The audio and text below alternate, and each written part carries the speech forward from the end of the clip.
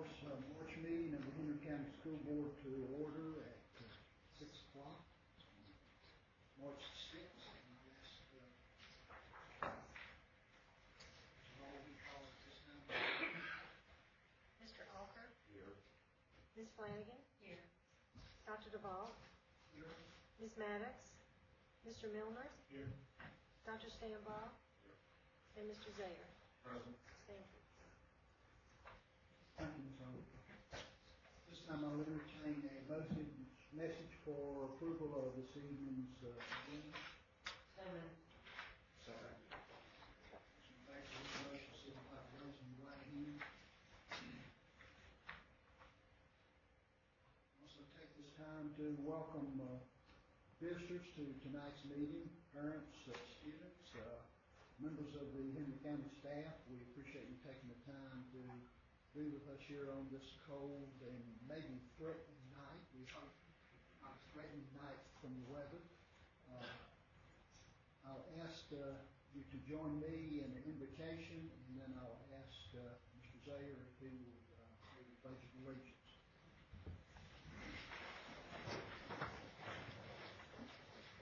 Father, we come to you tonight with thanks for the many blessings you continuously bestow upon us. Thanks for the precious gift of life itself.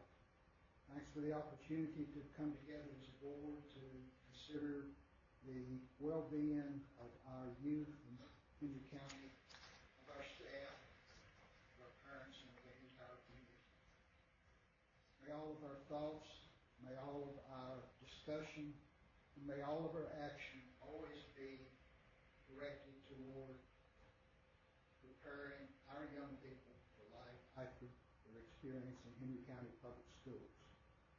And with us now as we complete this evening's business, we ask in that precious name. Amen.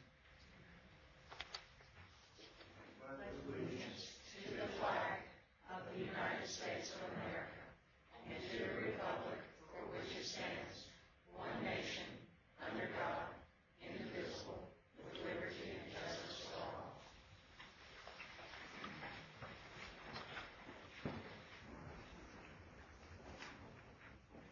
Proceed at this time with speakers from the floor. Our first speaker is Reverend Eric Castlebar. Good evening. Again, my name is Eric Kieselbaugh, pastor at Blackberry Baptist Church, and I want to thank you for this opportunity to speak to the school board and to the staff at this time. I would like to start out with a compliment. Our daughter attended middle school and the first part of high school in Henry County Public Schools. Actually, her artwork was featured 2 times for the Christmas card that the Henry County Public Schools used. It was a positive experience for our family. The purpose of my presentation tonight is we're simply responding to the proposal as submitted to the Martinsville Bulletin in January of this year about the possibility of closing Sandville Elementary School. In approximately 30 days from mid-January to mid-February, we collected over 380 signatures in a petition that was originated by the community and through the Henry County area of that district, as well as the PTA at Sandville Elementary School. And I'll be presenting that tonight. Our goal is that in the details of the proposal, as we've studied, that it is our hope that there be much more further dialogue, that closing Sandville does not have to be an either-or situation if new expansion as far as schools, building new schools are required. I would like to highlight just a few things that came out of our community meeting that was held on February 20th. We want to represent the 280-some students that attend Sandville Elementary School, that we heard from children, parents, grandparents, and great-grandparents that about the positive contribution that this school has had. It's a historic landmark in our community. And we want to stress that we are one of the few schools that is not landlocked, that we have just completed a ball field with a walking trail, that we have an active Boys and Girls Club, and that the PTA is very active. It is a positive environment for our young people. We also want to focus in on the pros and cons of that what would happen if this elementary school was closed. There's a concern about the commute. The average distance will increase between 8 to 15 miles one way for each student from their homes. We are concerned about the larger class sizes and maybe the regression in scholastics from anything that would take these children away from a community-based education as they've been accustomed to.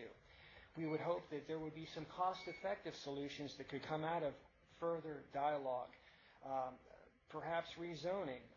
If we're concerned about mobile units, we can look about security or renovation. We've had contractors in our area that are willing to donate their time.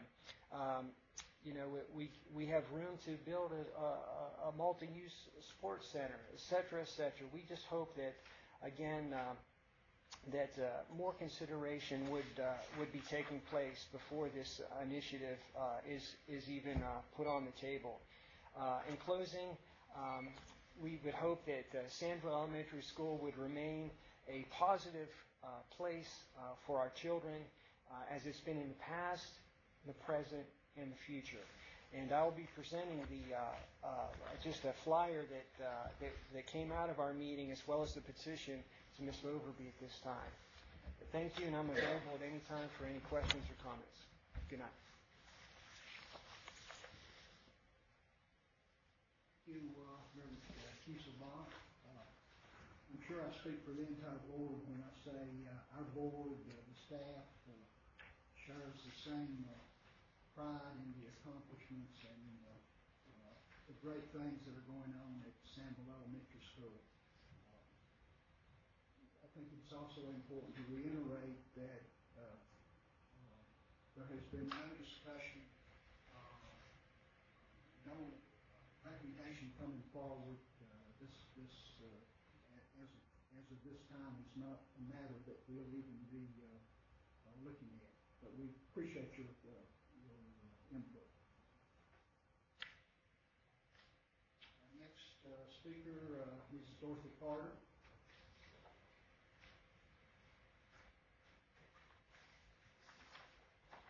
I'm Dorothy Carter from the Reed Creek District, and I want to thank you for allowing me to speak tonight, Dr. DeVault and Dr. Cotton. I appreciate that. Teaching in Henry County has been a great experience for most of us who are in the public schools. As teachers, we're constantly learning right along with the students as we are preparing them for a global economy. We're committed to the success of our young people. We strive to enhance their learning in every way we possibly can. That's our job. We're committed and we're successful. However, there's one skill that I personally have learned since coming to Henry County that I wish I had not had to acquire. And that's the skill of having to ask our school board for funds for teacher salaries. And before you get upset at me, I want you to realize I do understand. I realize we can only spend what the Board of Supervisors allots us. I get that. But they won't allot it if we don't ask for it. And we have to ask. We have employees who are struggling. Mr. Milner, you asked me several years ago to lobby other people besides the school board. And I want you to know I have. Many of us have. There are several of us who go to Richmond. We write our legislators. Some people do both. We talk to our Board of Supervisors, and we will again. And based on the information that employees have told HCEA, the average teacher lost $140 to $160 out of their paycheck last year between the VRS and the 2% cut. This year, you folks found a way to give us that 2% raise in January, and I want to thank you for that. We appreciate that. However, the average raise was just under $50. And this is monthly money that I'm talking about. The cost of living is still rising. I believe the budget you're probably looking at right now is based on last year's figures because it's unclear yet what the state's going to do for our schools. 2 days ago, our VEA affiliates in Richmond told us that the House Republicans are bringing the teacher's salary issue to the budget conference with a recommendation of a 1% raise. Of course, we don't know what others will do in the General Assembly. We don't know what other recommendations may come forward. We don't know how voting will finally turn out. But we do realize that the budget can still change, and we're asking that you will honor that potential change. In the meantime, we're asking you to please ask the Board of Supervisors to take care of our staff, and we're going to do the same. As educators, we're taking care of our responsibility and your responsibility, the students. But ladies and gentlemen, we ask you to take care of your responsibility. That's us, the employees of Henry County. Thank you. Thank you, Ms. Carter. We'll move this time to section 3 of our agenda, awards and recognitions. First recognition tonight, the Henry County Public Schools District Spelling Bee Champion. Ms. Michael. Good evening. On February 6th at Bassett High School, we had our annual district spelling bee. We conducted 2 bees that night, one for our 1st and 2nd graders and one for our 3rd through 5th graders. The 1st and 2nd grade bee lasted for 7 rounds, while the 3rd through 5th grade bee lasted for 23 rounds. At this time, I'd like to introduce you to our winners. These ladies not only won their class spelling bee and their school spelling bee, but also the district spelling bee. Kylie Mentor from Carver Elementary was our winner of the 1st and 2nd grade bee. Kylie, would you come forward?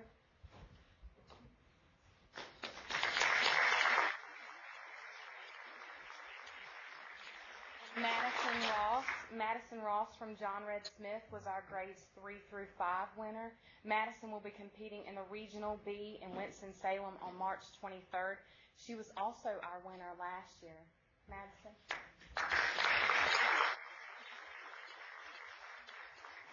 Would you all take a picture? Dr.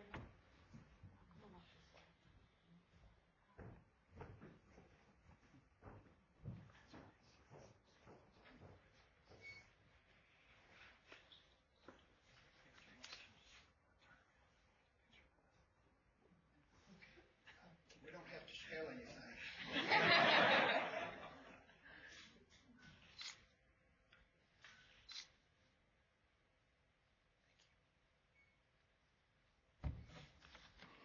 Thank y'all.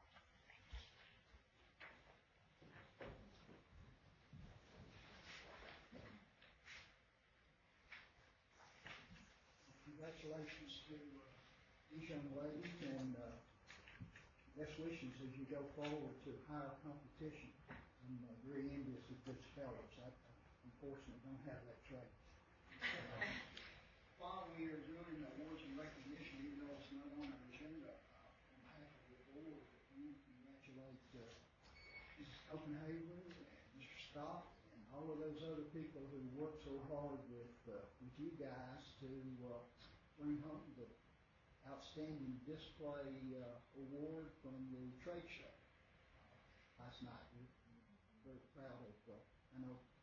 I know a lot of other people besides you two worked on that, but please extend our congratulations to those people. Happy that Henry County was recognized in that way.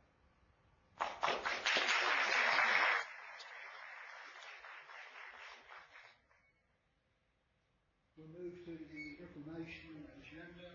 The first topic there, report on homebound instruction in the system for staff.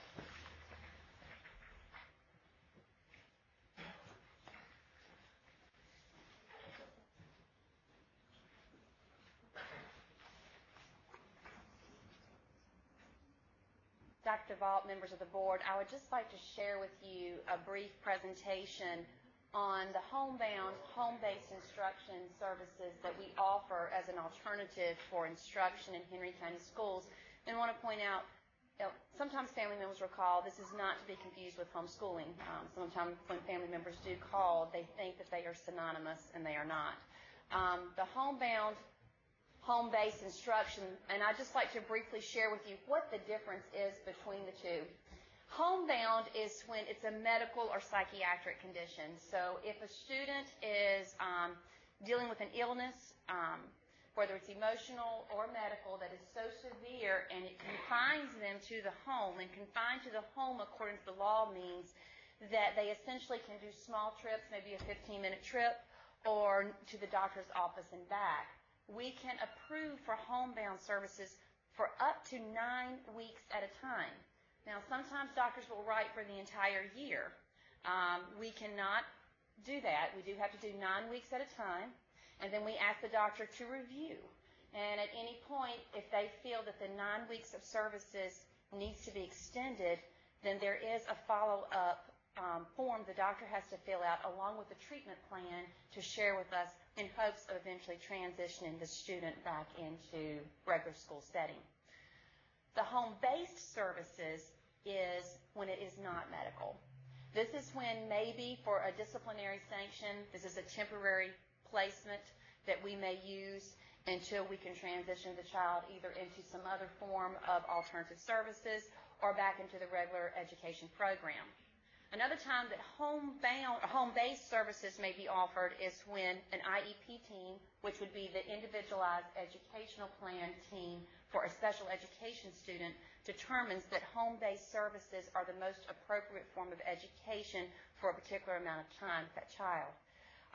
And then other times that we will use home-based services is a temporary placement for students who may be transitioning from a residential facility, an intensive foster care home where they were served an alternative placement, or maybe for safety concerns, there may be something that has went on in the community that for a while they may need to be placed into home-based program until transition back into regular ed program is available. What we decided to do, there was a group of us that came together, and we needed to be more streamlined this year. I think it's important to know that we've been averaging around $90,000 a year when you combine the homebound, home-based services. And we saw some areas where this could be improved, and we came together as a group, and the first area that we looked at was the instructional integrity of the program. When you're looking at students who are in elementary school, they can receive up to 5 hours of homebound or home-based instruction a week. Middle school up to 8 hours, high school up to 10 hours a week. When you're looking at high schoolers who are receiving up to 10 hours a week, those credits are attached to time that you are spent in instruction. So when you are looking at that, it really was not reasonable or feasible to offer 4 classes with only 10 hours of instruction a week. So we had to, at that point, look, in order for this child to truly earn credit, we need to offer just 2 classes of homebound instruction at that time with a teacher that would be aligned to those classes that we offered. And we tried to focus on classes that were core classes that would be needed for graduation. When we did want those staff to be involved, we did want training. So this year we offered at the beginning of the year intensive training for any staff member who was interested in offering their services to do homebound or home-based services with these children, which means in addition to their contractual time, they would go into these homes or actually meet at an appropriate public location such as a library. We did have an application process for this, and there was a training. The educational options that we look at, we've always looked at sending a teacher to the home, but something in addition that we tried to focus on this year was the online program, especially for some of your high school students where they could pull and work on some online classes, get that hours of instruction, have someone there, and have a mentor from our school following them. In addition to that, the parent and the student in the past really didn't have to sit down with student services. Now they have to come in and sit down with me. I explained to them in detail. There is a form that they have to sign that they understand, but we go through that step by step.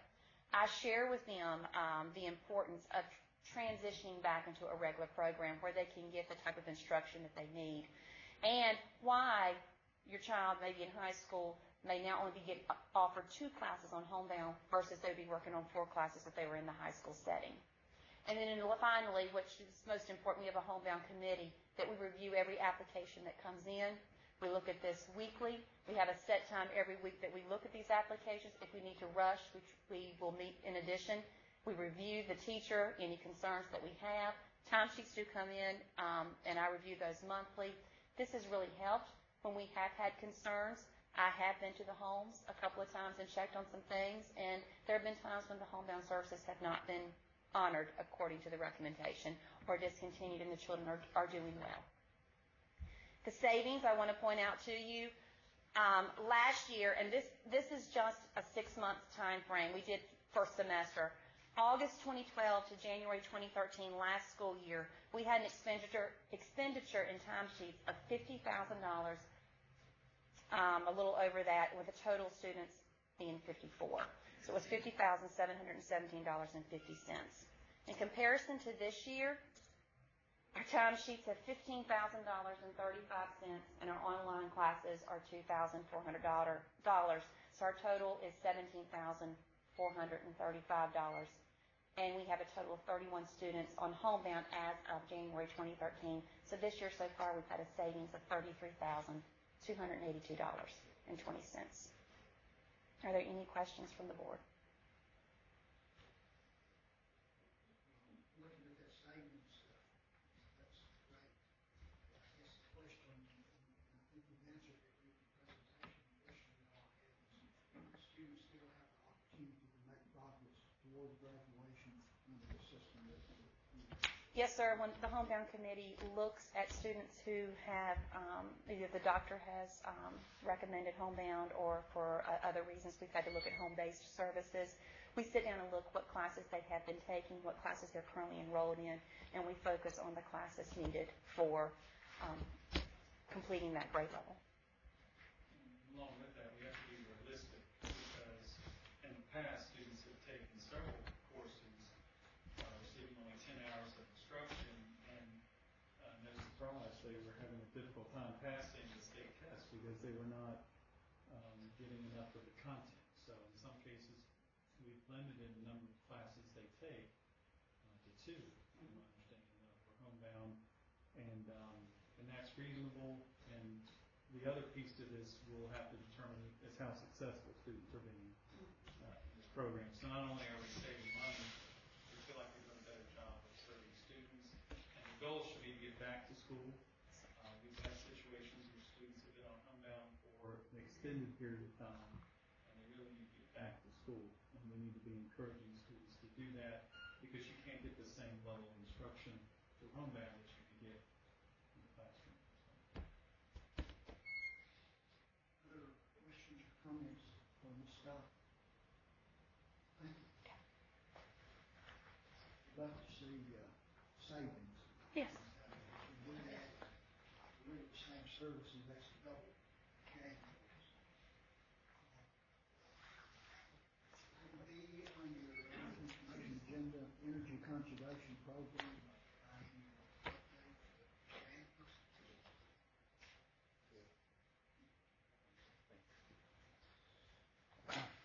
Dr. DeVault, members of the school board, Dr. Cotton, Attorney Lau, I'm excited to be back here sharing our biannual energy conservation report.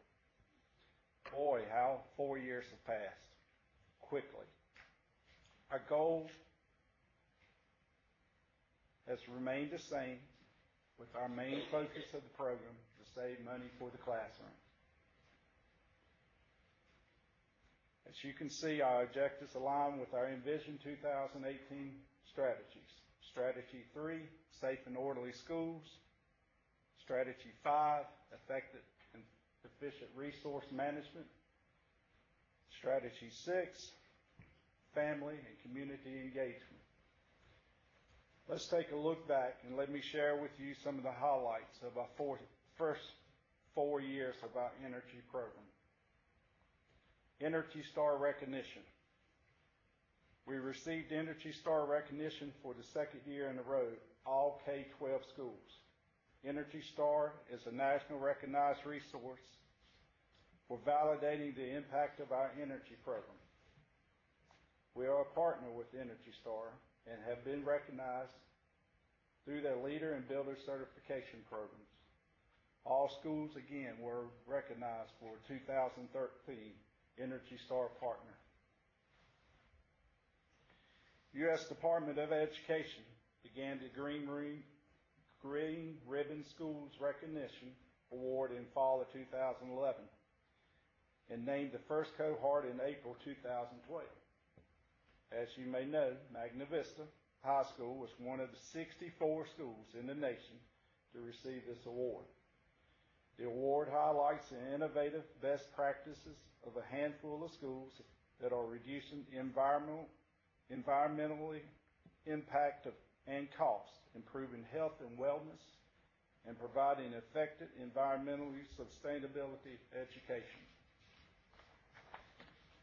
Only 9 divisions in Virginia received top awards in the 2013 Virginia School Boards Association Green Schools Challenge, a friendly competition designed to encourage implementation of specific environmental policies and practical actions that reduce the carbon emissions generated by both the local school division and the broader community. Henry County Public Schools, for the population of 5,001 to 10,000, received first place.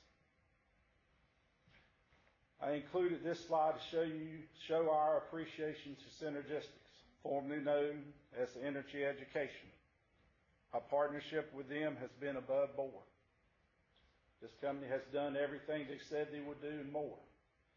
Even though we are out of contract as of January 2014, we will continue to receive their support and training as long as we continue with the program.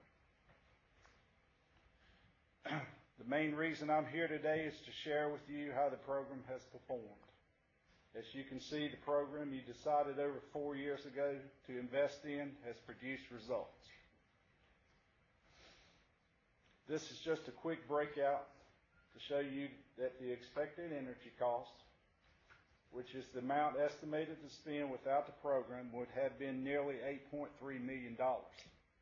As you can see, our actual energy cost has been $6.2 million, which has given us a cost avoided savings of nearly $2.1 million the past 48 months. Guaranteed versus actual savings.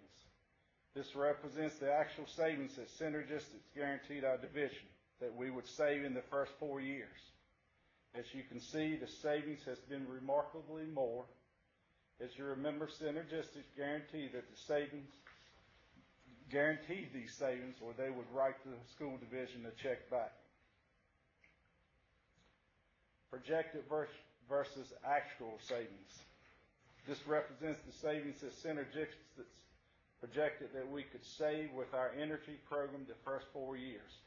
As you can see, our actual savings was also considerably more. We continue to find ways to save.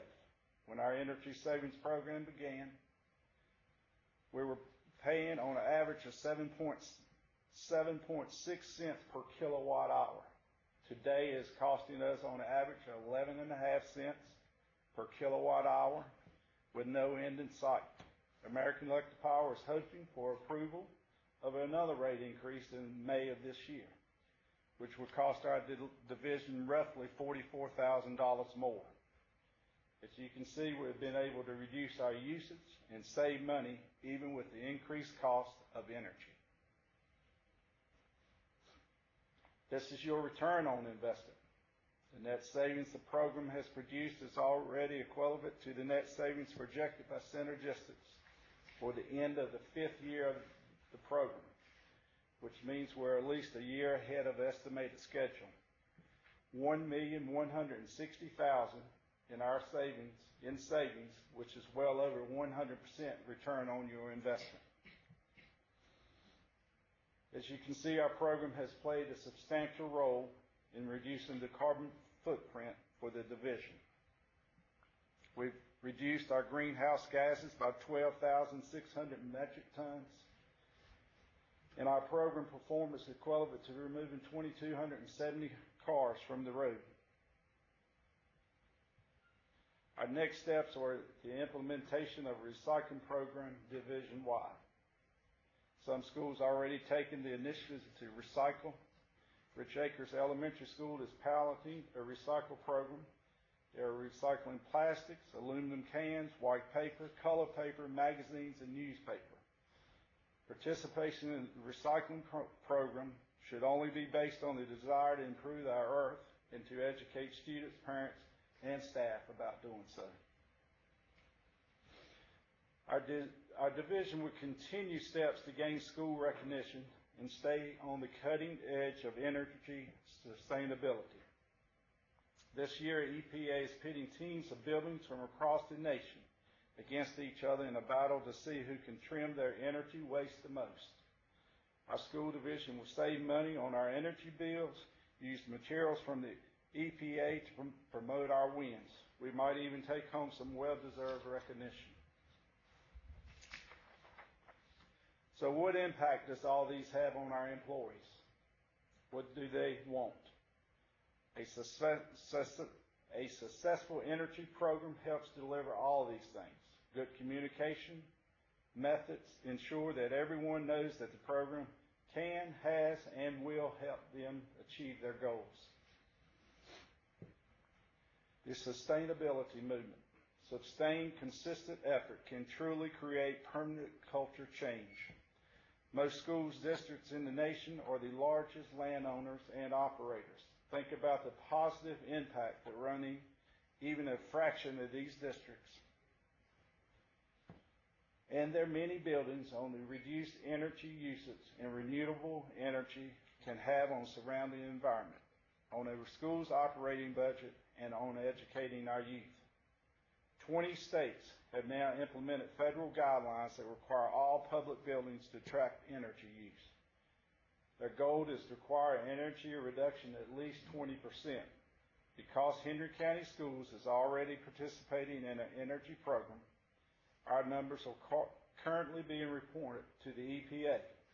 Our monthly reduction has reached well over 30%.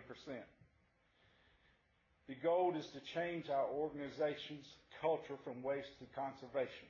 In a climate of unfunded mandates and frustrations with ever-changing testing standards, the positive effect on a successful energy conservation program shouldn't be underestimated.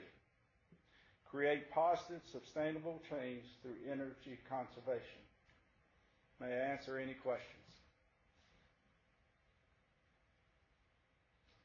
Questions or comments from Mr. Davis?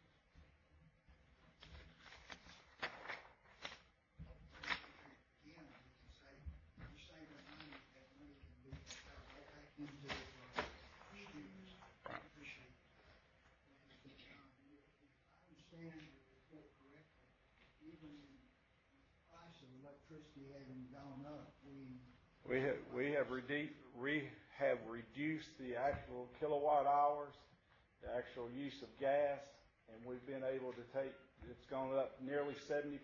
We've been able to save money, even with 70% increase on kilowatt hours. Mr. Chairman, I just want to point out that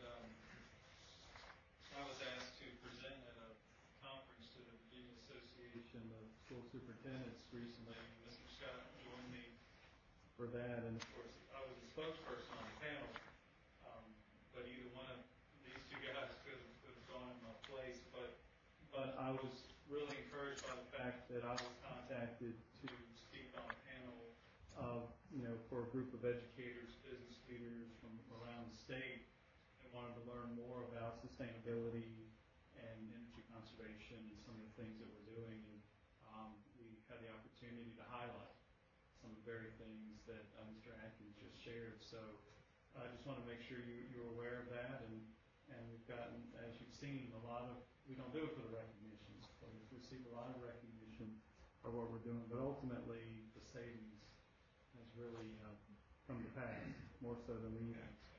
And it's not, I'm not here to promote myself. It takes a school system. And, everybody, when I go into schools, they recognize there's the energy guy. What can I do to improve? So it's the whole system. Thank you. Thanks to you, and express our thanks to the people who are working with you. It's a good thing because we learned this from someone else, and that we can pass on, what we've done. We've taken it probably to a higher level than before, but the savings is beyond my expectations there when we got into this, because it was an undertaking. Yeah. Also, also mention to you, we've been out of contract since the end of January, and Synergistics is still coming. They came and helped me with a new software program. That's just above board, I think. That makes a difference to work with companies such as that. So tell them when you see them that we really do appreciate it. So you're hanging in there with us. Okay. Moving now to the consent agenda, there are several items under that agenda you all had an opportunity to look at, peruse. If you have questions, you need to take them at this time. One specific part of that approval of the revisions to the school board policy, second reading, that was the one that dealt with the new state program that we wanted to make sure everyone had an opportunity to look at. Any questions regarding that? Dr. Cotton, our staff, the entire staff has at least had an opportunity to look at this and kind of knows how they might be affected one way or the other. Did you get any kind of questions specifically? We haven't received a lot of questions. I will tell you that Mrs. Carter's here, and she took a look at it and gave us some feedback and asked some good questions, which Mrs. Landy answered for her. And as I told you before, we did a survey of all the local school divisions in our area and how they're addressing the new hybrid plan and those kinds of things. So we feel like we're in line with the kinds of things other localities are doing. And this really impacts the folks who are hiring after January 1st of this year. Could impact any employees that opt in to the hybrid plan, but we're talking about a small number of people at this time, but it's going to grow over the next few years. The other thing I'd point out is if for some reason we find that we need to make an adjustment, we can always do that. These are not irrevocable decisions. Keep in mind that this is new ground for us. We're trying to figure out all these new nuances with the new hybrid plan and short-term disability and all those kinds of things. So if we have any concerns, we'll certainly come back to the board to recommend changes. Okay, Mr. Chairman, I move we approve the consent agenda. Second. okay, we have a motion and a second to approve the consent agenda as presented. Those in support of this motion signify by raising your right hand. Move to section 6, the action agenda for this evening's meeting. First topic there is approval of the 2014-15 school calendar. Council, we have information regarding that. Yes, Dr. Falk.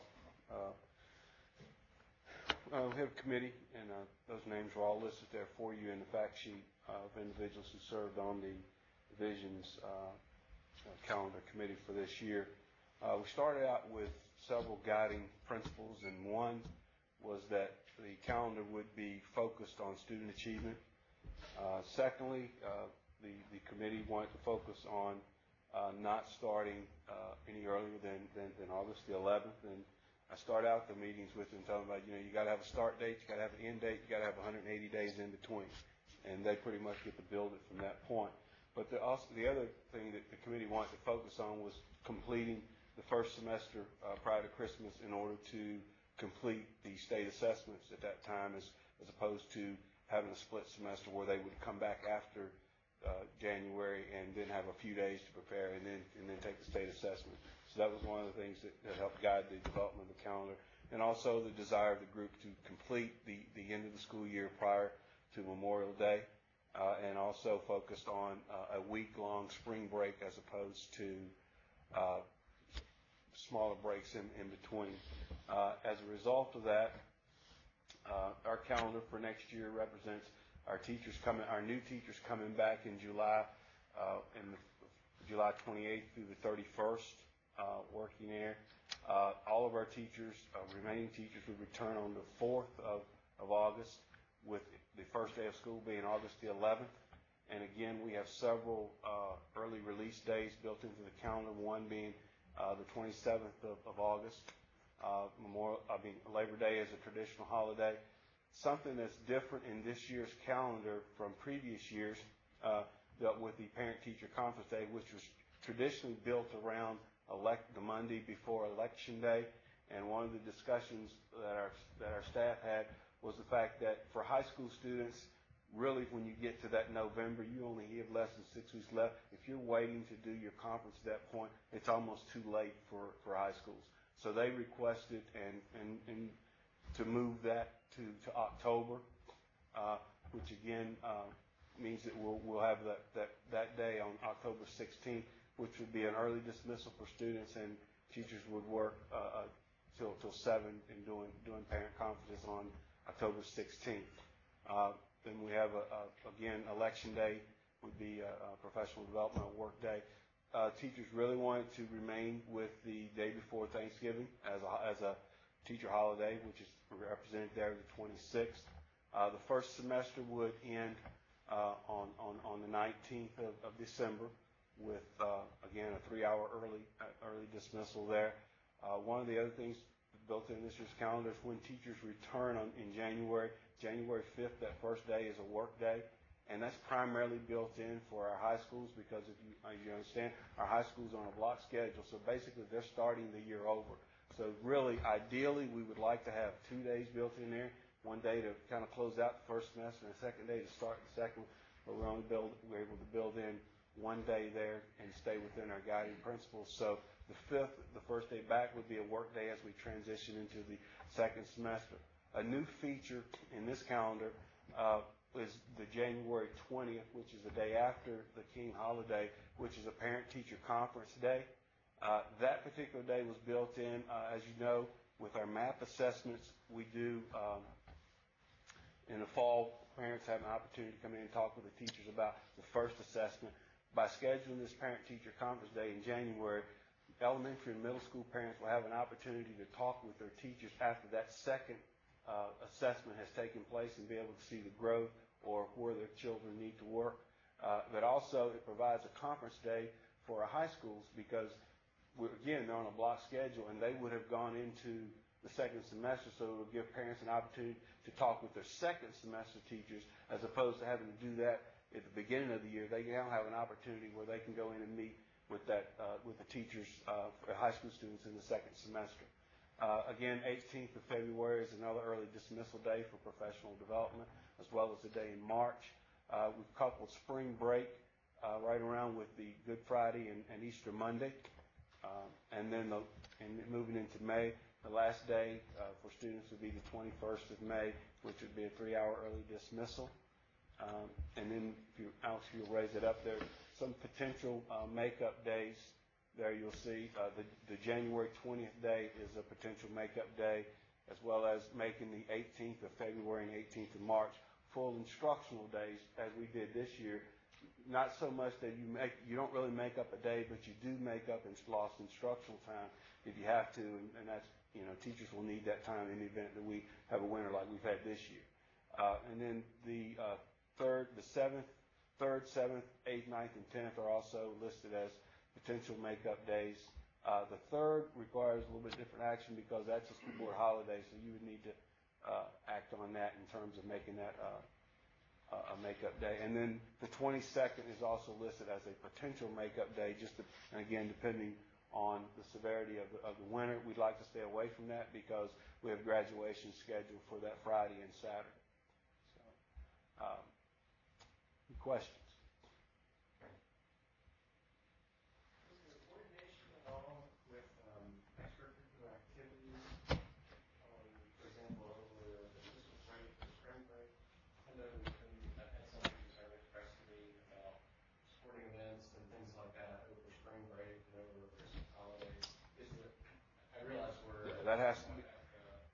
That has to be worked out as far as those athletic events. Athletic directors and different coaches will take different approaches.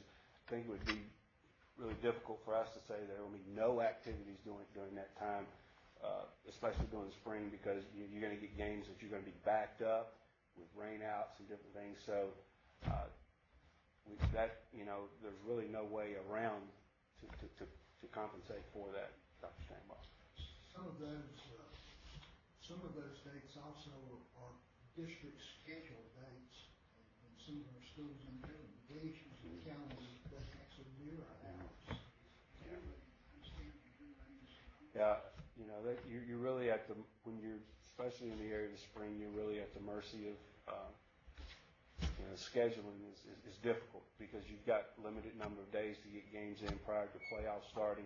And plus, you always have to deal with the weather in the spring, kind of like you have in the winter. I mean, it's very difficult, you know, in terms of the number of days that our students missed this year, and impacted, you know, what took place for our athletic teams. It's just very difficult when you have a winter like this.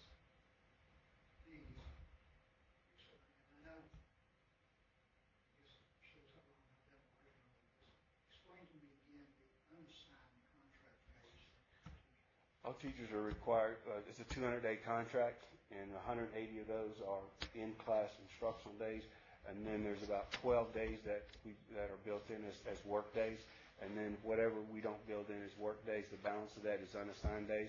There's a chart that our teachers can complete and get credit for different activities and things that they take, that they participate in. PTO meetings, different meetings and things, committees that they serve on at school, they get credit for time served for those events and count that toward their unassigned contract days. We have a chart, and every year we gather a group together and go over that, and we add and delete to that different things. You know, for a teacher that serves on the child study committee at school, I don't remember that they might get credit for 2 or 3 days for serving on the child study committee. It's a wide range of activities that take place outside of the day that teachers can count toward that unassigned contract time. Mr. Chairman, I've already shared with the board briefly that we've missed the number of days that we need. You know, unfortunately, we missed a lot of days, but we needed 12 to qualify for a pre-Labor Day start, and we're at 13 right now. So for next year, we qualify for the pre-Labor Day start. So initially, when I was bringing this forward, I was going to put the caveat on there that based on whether or not we're approved, but I know that we are approved for next year. I still want to let you know that we need to continue to pursue the waiver for an innovative program, because if we're approved for that, that's an indefinite approval. However, I will tell you that I had a call today at the Virginia Department of Ed, and several school divisions have already presented their proposals, and they have not been approved. They've been approved for high school, not elementary and middle, and school divisions aren't going to be in a position to run 2 different calendars with the cost involved and all of those things. So I just want to make you aware of that. The other thing is, it's a very compressed calendar, and you'll notice that we tried to build in some more days to pull from for weather. I keep being told this has been a very unusual year. I know since I've been here. I think my first year here we had maybe 1 or 2 days and maybe 3 days last year, and now we're at 13, and everybody keeps telling me this is this is an outlier year for us. I hope that's the case, because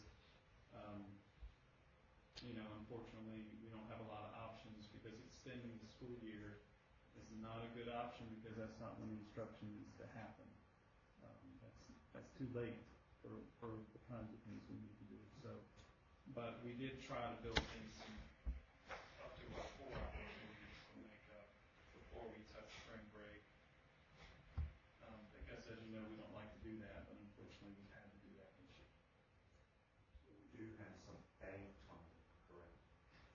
We do. We do go 6 hours a day, which is more than is required.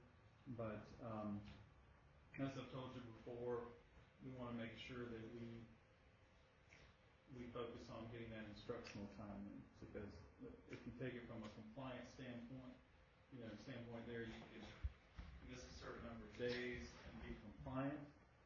But what we're concerned about is instructional time, because every day lost, as you know, is critical time that we're losing in the classroom. And I know some teachers that are here would agree to that. We haven't had, I don't think we've had a back from the winter holiday. They won, but it's been very challenging because they're continually starting over. As you know. I can imagine the problems that could have occurred if we had not had exams before Christmas. It would have been tough. Mr. Chairman, I mean, I'm very pleased that, as Mr. Hall said, the teachers were very concerned that they need to get the semester over with before Christmas. And that problem is taken care of, and they want to get out before Memorial Day. This calendar is about as close to perfect as we're going to ever get it. Mr. Chairman, I'll offer a motion to approve the calendar for the next school year. Any other discussion? Well, I had a question. Go ahead. We're still on the question. We operate Piedmont Government School with 4 other school districts. So has any of this been coordinated with them, or how are we working with them, or how does that affect? Well, there. Well, the challenge that we have is, well, there's a few challenges, but I did call Mr. McDaniel from Pennsylvania County, and he confirmed for me that the same week we're looking at for spring break, they're looking at. But his challenge is he does not have the days to start before Labor Day. So he has 2 calendar proposals, but both of them have the same spring break that we proposed. And as far as I know, Danville has not made any decisions on their calendar, nor has Martinsville City. But exactly what you're pointing out, we work to collaborate on these, but the challenge is Pennsylvania and Danville, as it stands right now, they don't qualify for the pre-Labor Day waiver due to inclement weather for next year. We do, and Martinsville City will, because we surround Martinsville City. So we'll have the pre-Labor Day start, but we don't know about Pennsylvania yet, Danville. But I did get the confirmation from Mr. McDaniel, the superintendent of Pennsylvania, that they're looking at spring break. So that's important, especially as the governor's school. So, I know our calendar kind of mirrors Martinsville this school year. Is that right? They were the same. So any thought about their calendar, or maybe running ahead? We're behind. We're 2 months behind. Martinsville was, obviously we're going to the state board next month, or this month, later this month. And I believe they were, from what Mrs. Heath said recently, they were going to wait and see how that turned out. But given the fact that we're going to meet the waiver, that may help them move their timeline a little bit closer. But certainly I'll share what we're doing with them, and hopefully we can get going on. We're really late on this. We usually do this in January. If no other questions, we have a motion on the floor to approve first reading this calendar as presented. A motion and a second. Those in favor of this motion, signify by raising your right hand. Motion carries. Thank you, Mr. Allison. I know this is a chore every year. Item E under the action agenda, awards bid for phase 2 renovations at Haskell High School. Mr. Scott has the information on that. Yes, sir. Dr. DeVault, members of the school board. Bids were solicited for renovation to Area E and Bassett High School, which is the second phase of our plan for renovating this school. If you remember, we laid that out into 5 different phases on it. And this would include upgrades to the heating and air conditioning system, ceiling, and lighting, along with this particular phase including boiler replacement as an alternate. Of the 6 firms responding, Toon & Toller of Blairish, Virginia was the lowest with a base bid of $709,000 and a total bid with the alternates of $1,104,900. And a bid summary is attached for your review. And if you'll notice on that bid summary, there is actually one other contractor that shows to be the lowest bid, if you will. But that contractor missed some options in the bid, and they elected to remove and pull their bid out within the 24-hour period that they were allotted. So that made Toon & Toller the lowest bid responder of the 6 firms. And it's recommended that we award this bid to Toon & Toller in the amount of $709,000 and the additional alternates pending availability of funds. Now, I say that the $709,000 would come from 2 different sources: the carry forward balance pending approval from the Board of Supervisors on that, and then the FY14 building improvements fund that we have. And then the alternates would be pending availability of any leftover fund that we would have out of our operational and maintenance savings for the year. Any questions for Mr. Scott on this?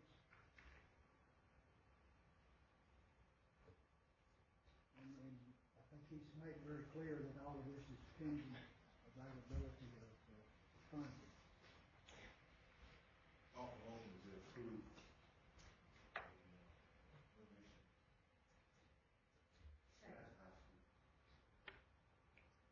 Any additional discussion? Do we have any idea when we might, how soon we might know if those funds are available, Dr. Cotton?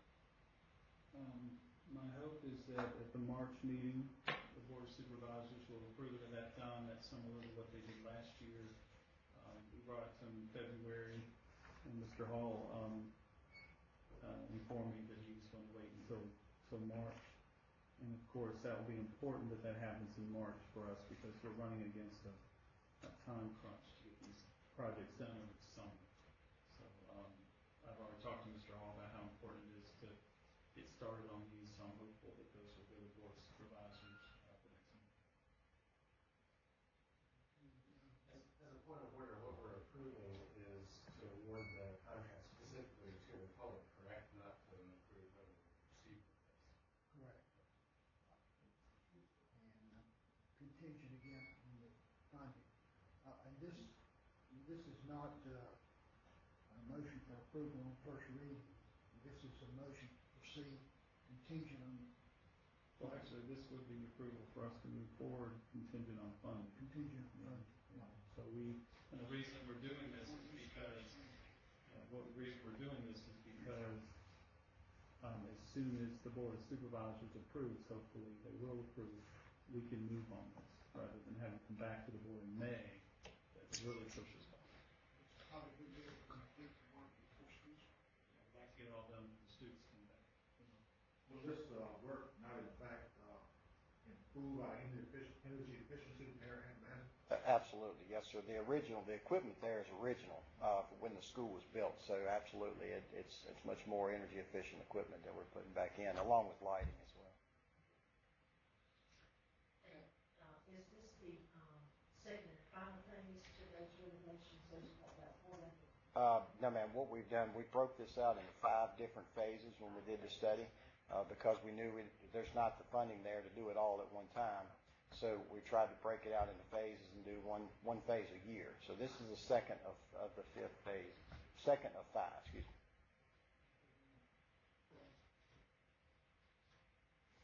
No other questions. We have a motion and a second on the floor to approve this procedure. Those in favor of this motion, signify by raising your right hand. Motion carries. Thank you, Mr. Scott. We move to section 7 of tonight's agenda, superintendent's report. Dr. Cotton, you have the floor to read. Thank you, Mr. Chairman. I have some great news to share from February 2014 of all the great things going on in our schools. First item, Carver Elementary Food Line Math Night. Carver Elementary students put their math skills to work in real-world practices during the Food Line Math Night at the Stanleytown Food Line. The assignments were created by Food Line and are applicable to specific grade levels. Preschoolers searched for 3 red items in the produce section. 3rd graders had to use multiplication to determine the number of oranges in 1 crate. 5th graders had to buy items while staying within a $20 budget. And after activities were successfully completed, students were treated to refreshments and goodie bags with school supplies provided by Food Line. Just 1 book, that's all it took. 1 school, 1 book, a nationwide program designed to create shared reading experiences within the elementary school community was chosen by Stanleytown Elementary as a way of fostering the love of reading in children and their families. A chapter book was selected, The Trumpet of the Swan by E.B. White. Every family in the school was given a copy, and then each family read that book at home over the course of a month. 1 school, 1 book promoted reading together at home, inspired each family through a shared learning experience, and enriched the homeschool connection. That's a lot of gain from just 1 book. Bingo for Books. The Collinsville Primary Literacy Team hosted the Bingo for Books. Over 150 students and family members came out for an evening of food and fun. Every child who attended received a book for winning sight word bingo. Along with the new book, students and siblings received a take-home list of sight words to review at home. Students teach peers at creating instructional lab books. FC middle school students created a lab book to demonstrate the flow of energy and complex relationships within 9 different biomes and ecosystems. The students also used technology throughout the project and presented their projects using iPads. The lab book focused on the unit vocabulary, the flow of energy within food chains, webs, and pyramids, as well as the role of water, carbon, and nitrogen cycles. The students demonstrated their creativity in their designs and construction of foldables, diagrams, and models. Sandville STEM Night. During STEM Night at Sandville Elementary, parents and students in grades 3 through 5 participated in several breakout sessions that included science, math, technology, and engineering. Students were introduced to research portion of critical thinking aspect needed in producing STEM projects. Emphasis was placed on innovation rather than simply producing a result. Students enjoyed learning through inquiry. Science projects are electrifying. John Red Smith 5th graders, Destiny Miller and Macy Deal, are excited to show off their knowledge of the scientific method to their classmates. Both girls completed projects that dealt with generating electricity using different types of fruits. All John Red Smith students were required to complete a science project with a hypothesis that could be tested, the experiment that could be conducted through repeated trials, and variables that could be clearly identified. And mention that several students are participating in science projects, as you know. ELL Science Night. Rich Acres Elementary School recently held ELL Science Night.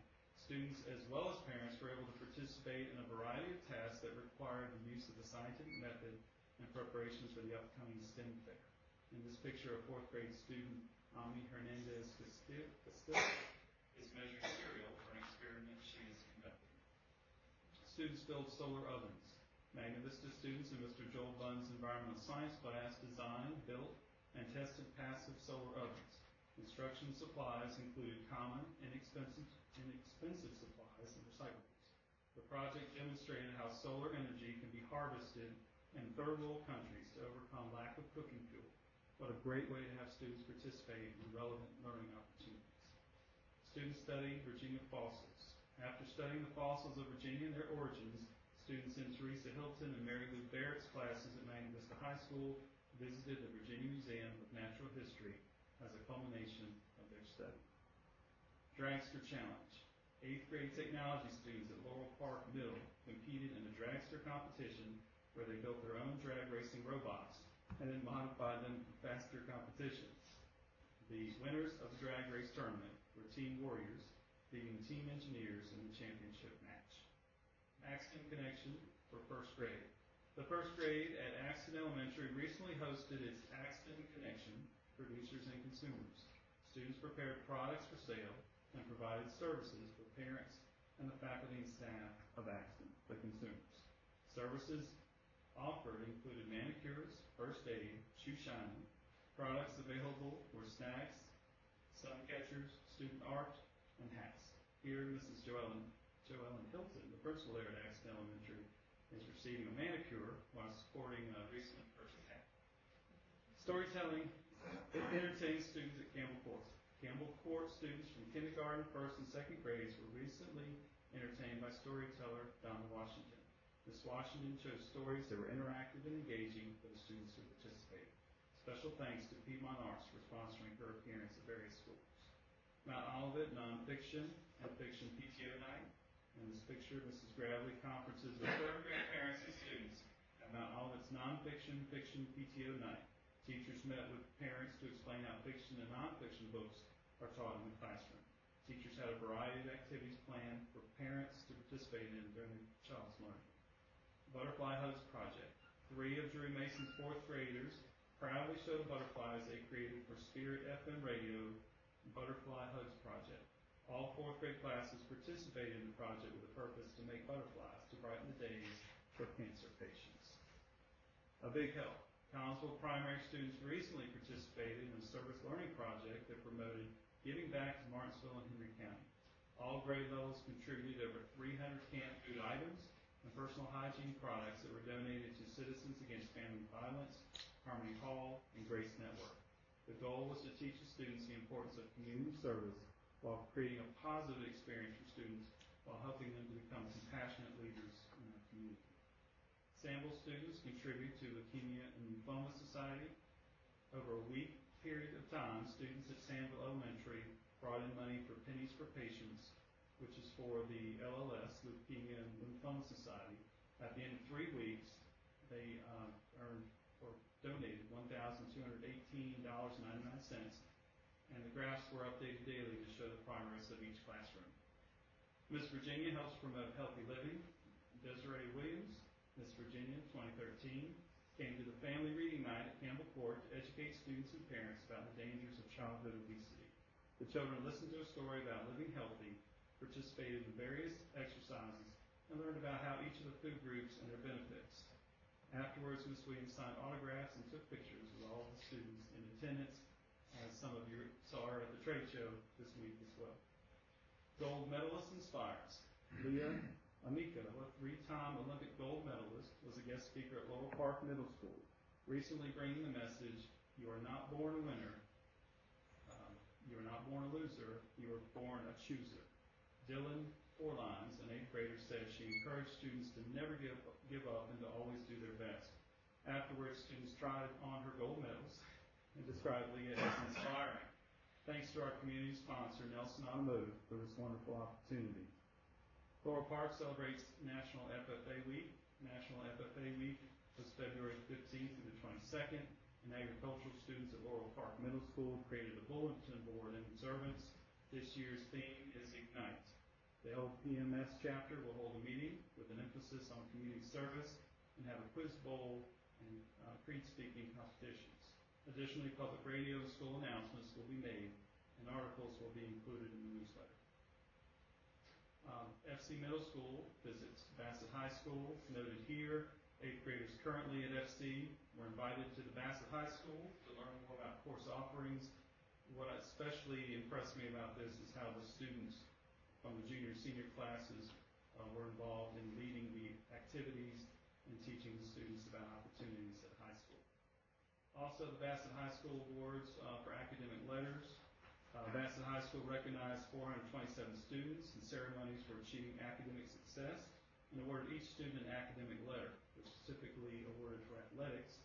But taking part in the ceremony were 2014 Bassett High School Teacher of the Year, Penny Decker, guidance counselor, school administration, JROTC, and choir students. Congratulations to the following students. Bassett High School students placed at District Skills USA competition. Congratulations to Sierra Davis and Shaniqua Cunningham. They placed first in occupational display at the District Skills USA competition. We had a student take 4th place in the state wrestling championship. Bassett High School student Jacob Scott wrestled his way to a 4th place finish in the 4A Wrestling State Championship. Congratulations, Jacob, on a great year. Bassett High School students make All-State Band. Congratulations to Carla Lackey, who I know we recognized, I believe last month here, and Kelsey Newman for making the All-State Band. And finally, 5 forensics members advanced to regional. Congratulations to members of the Magna Vista Forensics team who competed at the Rockbridge High School, winning 2nd place overall. Matthew Turner took 1st place in humorous dramatic interpretation. You'll have to see that. And the humorous duo interpretation team of Kiana Espinoza and Sarah Beth Webb also took 1st. 3rd place awards went to Michael Mack in prose interpretation and Lacey Stables in serious dramatic interpretation. So board members, we have a lot of good things going on in our school. So I hope that you picked up on all of the great community service opportunities that we're taking advantage of in our schools, as well as those connections to those important skills we've been talking about. Critical thinking, creative thinking, communication, and collaboration. Thank you, Dr. Cotton. This is always a highlight of our meetings. It's great to see the many great things that are going on in all of our schools in the county. Other items under superintendent's report, I guess we're all anxious to hear plan for makeup. Is there anything to report on that? Yes, sir. What I'd like to report is as of today, we've missed 13 days of instruction due to inclement weather. As a result, unfortunately, we're going to have to take some more days for spring break. So that means that April 3rd and 4th, with your approval, will be makeup days for our students.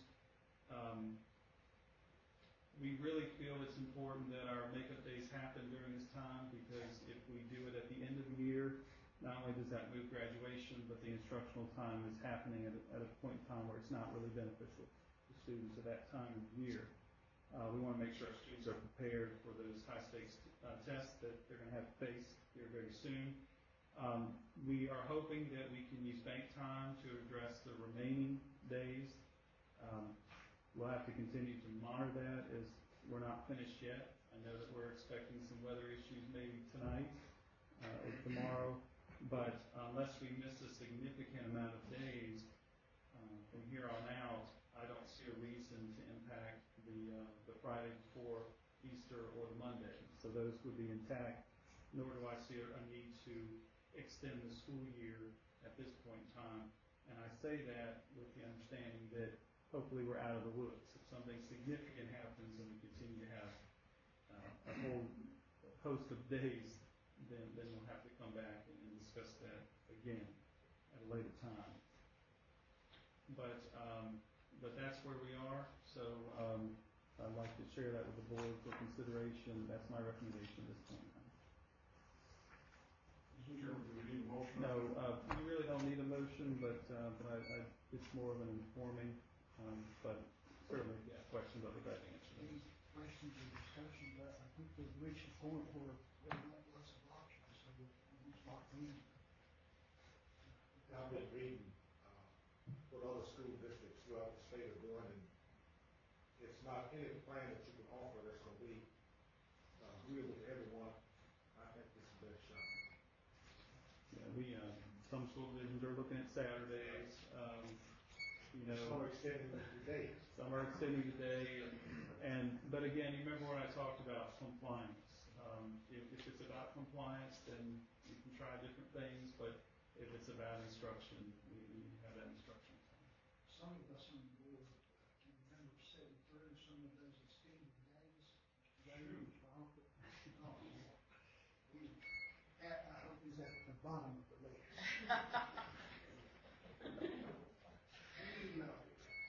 Any other questions or comments from the superintendent's report? And the other items, Mr. Chairman, I'll be glad to answer any questions that you have. Questions on any of the others?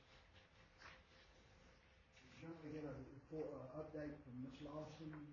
She is not with us, but we're going to assume that we are on target. We are on target, yes, sir. Move on then to matters from the board. Any individual board members have something specific you'd like to put on the table? Mr. Chairman, recently I've had several people ask me questions about our employee drug testing policy.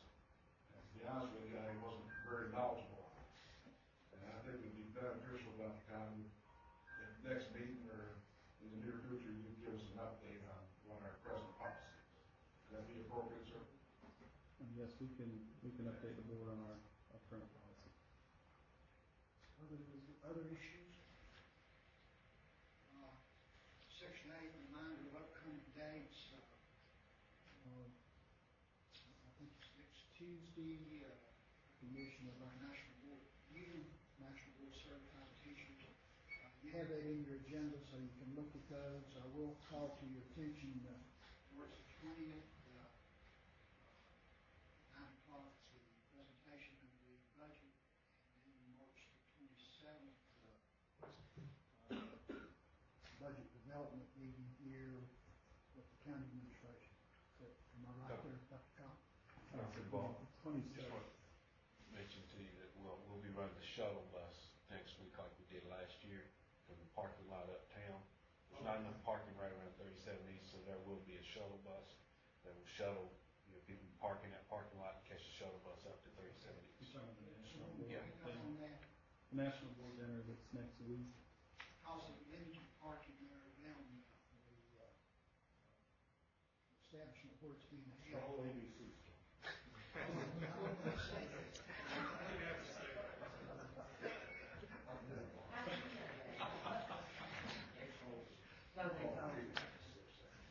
be heard. Now, the 27th meeting's at 6 o'clock, is that correct? Yes, sir. Initially that meeting was in the morning, but since I have to take a little trip up to Richmond that day to defend and present our pre-Labor Day waiver, we looked at changing that to the evening so that I could drive to Richmond and get back in time. And now that's the date that the board actually approves the budget. I'll present the budget on the 20th date, the board will approve on the 27th. Okay, if there are no other questions or comments on upcoming meetings or conferences, we'll move to section 10, the work session. The purpose of this work session is to hear a report from our BASS consultants on our salary study. The work session will be held upstairs in the school board room upstairs. It is an open meeting, so anyone who wants to be in attendance is welcome to come up to that meeting on the third floor if you'd like to attend.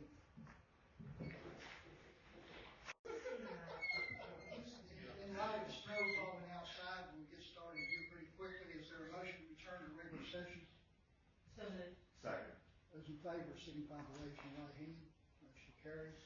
With that, will you certify our closed session? Yes, whereas the school board of Henry County has convened a closed meeting on this date pursuant to an affirmative recorded vote and in accordance with the provisions of the Virginia Freedom of Information Act. And whereas section 2.2-3712.d of the Code of Virginia requires a certification by the school board that such closed meeting was conducted in conformity with Virginia law. Now therefore be it resolved that the school board of Henry County hereby certifies that to the best of each member's knowledge, only public business matters lawfully exempted from the open meeting requirements by Virginia law were discussed, and only such public business matters as were identified in the motion by which the closed meeting was convened were heard, discussed, or considered. Mr. Alker? Yes. Dr. Duvall? Yes. Ms. Flanagan? Yes. Mr. Milner? Yes. Dr. Stanbaugh? Yes. And Mr. Zayer? Yes. Thank you. Thank you, Ms. Overton. We have several motions coming out of closed session. Dr. Stanbaugh, maybe you have the first motion. I'd like to move that we approve the personnel report and the addendum as appended. Second. Those in favor of this motion signify by raising your right hand. Mr. Sayer, you have the motion. I move the student case number 44R that the student have his expulsion lifted with permission to attend the Center for Community Learning. Second. It's been moved and seconded. Those in favor of this motion signify by raising your right hand. Ms. Flanagan. Yes, Mr. Chairman, there's student case number 12RE14, 13RE14, and 14RE14. I move that the students be released from compulsory attendance under section 22.1-254B.1 of the Code of Virginia based on the affidavit or declaration submitted to the school board. Second. Moved and seconded. Those in favor of this motion signify by raising your right hand. Mr. Miller. I move the student case number 1FE15, 2FE15, and 3FE15 that the students be considered for enrollment in Henry County Public Schools for the 2014-2015 school year. Second. Moved and seconded. Those in favor of this motion signify